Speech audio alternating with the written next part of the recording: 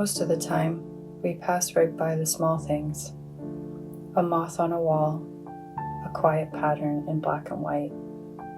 Something we've been conditioned to think of as ordinary, but thinking that way almost makes it disappear into the background. If you'd stop to pause and observe and really look closely, you notice something else entirely.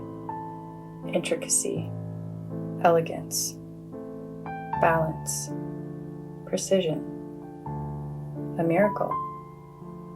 I've always wanted to create something that brings a sense of peace to others, and art is the most honest way I know how to do that.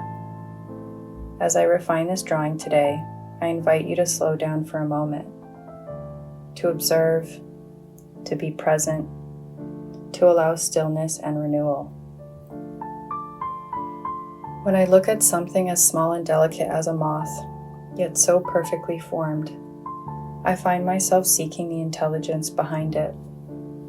I am compelled to ask, who created something so intricate?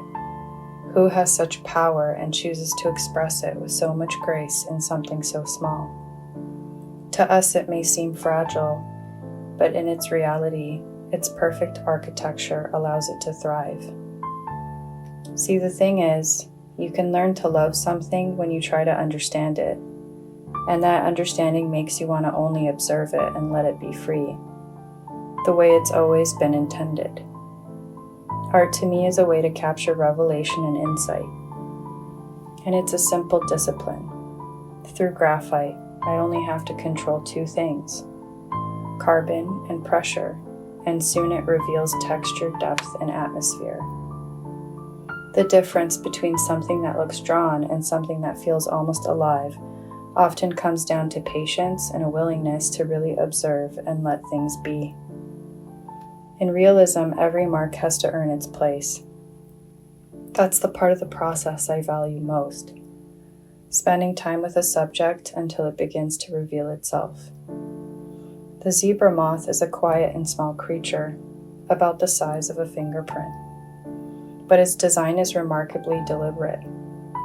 The bands across the wings create a visual rhythm, and the structure beneath them is incredibly precise. Nature solves these designs with a level of elegance that's untouchable. My craft allows me the opportunity to understand it, and that understanding brings immense joy. And when someone notices a detail they might have missed in my art, that's when my craft has done what it was meant to do.